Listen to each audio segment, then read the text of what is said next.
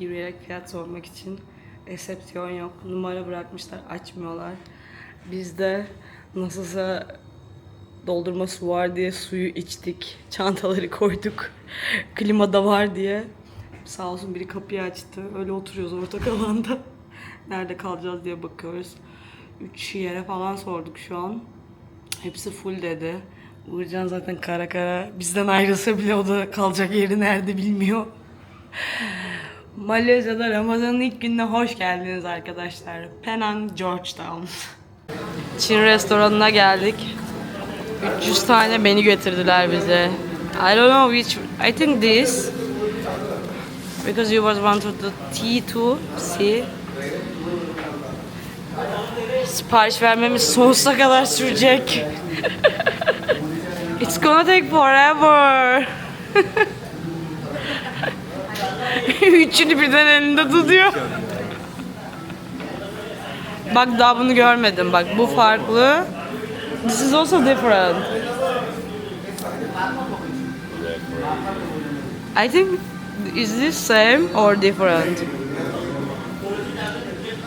Okay, these two same, but I think this is different, no? Ah, okay, this behind. This one behind. Medeniyet ilk defa çıkmış gibi hissediyorum kendimi şu an. Karar verin, ben size göre hangisini söyleyeceğim. Ben şimdi resimden seçeceğim. Son nimet kınadığımda başıma çok pis şeyler gelmişti ama yine kınayacağım. Abi tatlı diye sattıkları şeye bakar mısın? Mısır var içinde ya. Bu ne bilmiyorum bu siyah şey. Burada da fasulye var. Fasulyenin üstüne dondurma koymuşlar. Bu tofu puding de tofu, fasulye ve dondurma. Aşırı midem bulandı. Bir de mavi pirinç yapmışlar, pilav. Allah bilir rengini neyden alıyor. Bu da çok acayip görünüyor bu arada. Ucubik bence. Burada da içecekler var. Ama biz 100 aldık çünkü hava çok sıcaktı ve aşırı darlandık.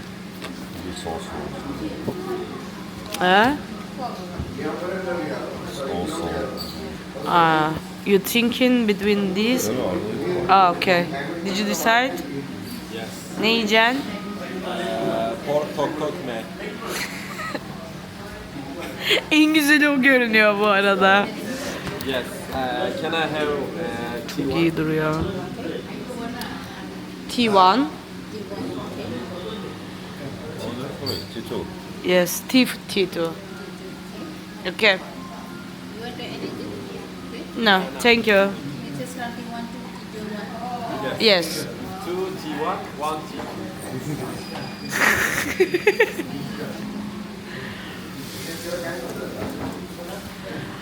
Ay şunları çok seviyorum Asya'da bu arada. Her yerde var. Klima olduğu için mesela bu havayı böyle sirküle ediyor ve aşırı ferahlatıcı oluyor. Diyelim. Bir de o Asya'da her zaman şaşılacak bir şeyler vardır. Burada horoz var. Burada karga var.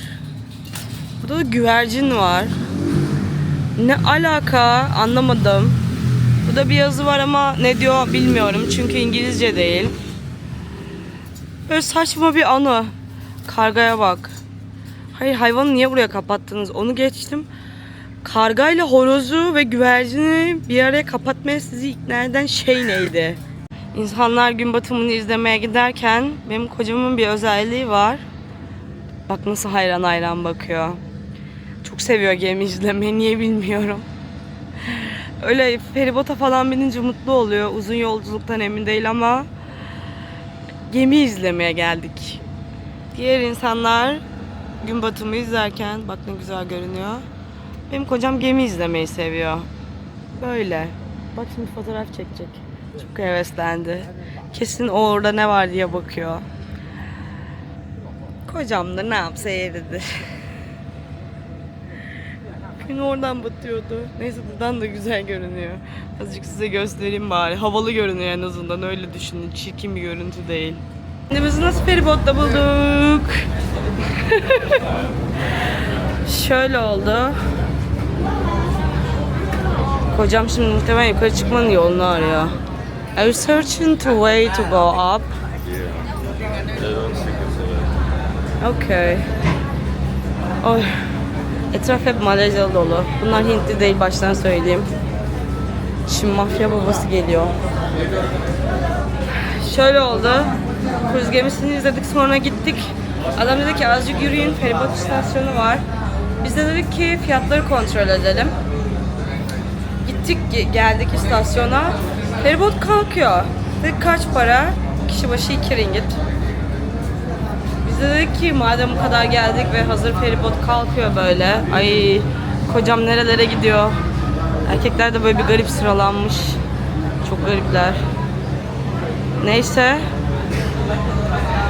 I will not even try to stand there. Huh? I will not even try to stand there. It's like Little India. You're super racist. I am. Careful cheers, see? Atladık yani feribota. Zaten planımız yok, işimiz yok, gücümüz yok. Buraya kadar da gelmişiz. Bak ne kadar keyif alıyor kocam. Gemi adam.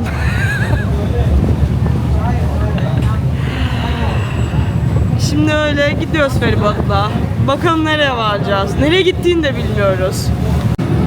Diğer taraf Küçük Hindistan olduğu için feribotun bu tarafa yürümeye karar verdik. Güzel görünüyor. Burası da Küçük Hindistan'a dönüşmeye başlamış. Tatlı iş ama. Sevdim. Neden sizce? Sadece şunu anlamadım yani. Bunu kapatınca niye böyle aşırı büyük bir güvenlik önlemi almışlar onu anlamadım. Bir de üst katı yok. O da bir garip. Ne alaka? İçerisi klimalı, bir tık rahat. Böyle bir sıcaktan darlanıyorsanız. Yani yes love.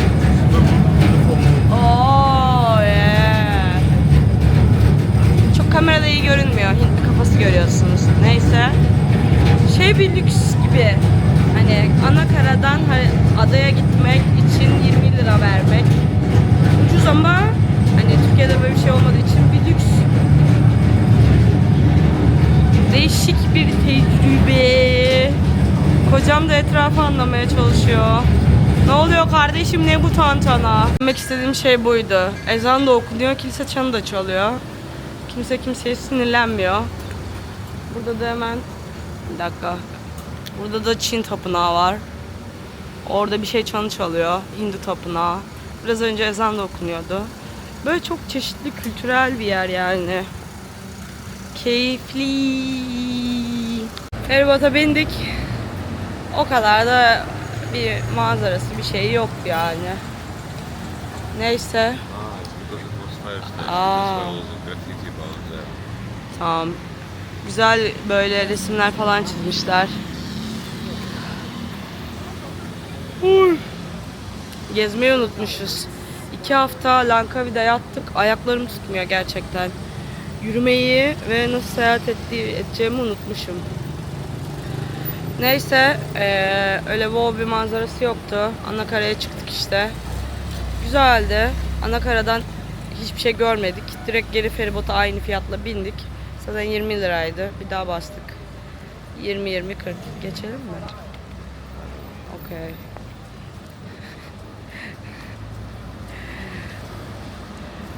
Sonra geri döndük yani. Daniel sevgilim de dedi ki İzmir'deki gibi dedi feribota bindiğimizde dedi Karşıyaka'ya geçiyoruz. Bir kordon, Alsancak kordon gibi dedi yürürüz sandım. Bir işte ne bileyim bir şey içeriz geri döneriz dedi. Bir indik hiçbir şey yok. Kaydetmedim bile yani o kadar hiçbir şey yok. Neyse hostele geri dönüyoruz. Bir tık yoruldum bu arada gerçekten. Niye yoruldum bilmiyorum ama bildiğin yürümeyi unutmuşum yani. Ayağım falan hala çekiyor. Neyse şöyle güzel bir duş, güzel bir uyku. Sonra gezmeye devam arkadaşlar yani. Aa bu sokak güzel görünüyor. This street looks so beautiful.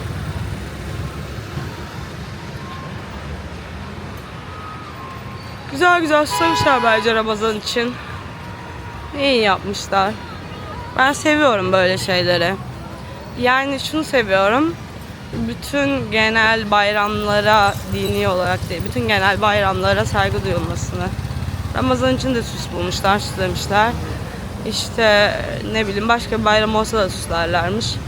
Malezya'da gerçekten ama gerçekten İslam'a hani şeriatla mı yönetiliyor bilmiyorum ama wow, are you okay? Yes.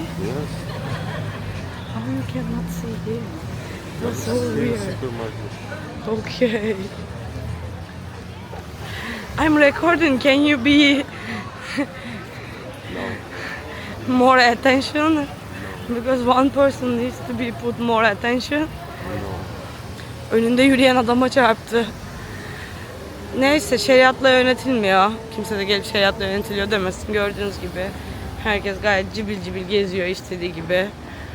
Ama tabi İslamiyet ağırlıklı bir ülke. İslam'a da saygı duyuyorlar. Camiye gittiğin zaman gittim bu arada camiye. Kaydetmedim çünkü saygımdan.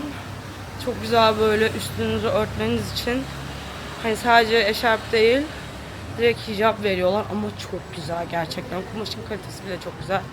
Camiler inanılmaz temiz. Bir de mescitler çok güzel, o kadar lüks yapmışlar ki. Ama bir baktığın zaman tapınaklar da güzel yani. O yüzden bu olayı çok sevdim. Yani hani mescidin de var. Eğer işte Müslüman biriysen. Tapınağın da var. Başka bir dine inanıyorsan. Çok yoruldum. Sonra size daha detaylı anlatacağım Malezya ile ilgili öğrendiklerimi.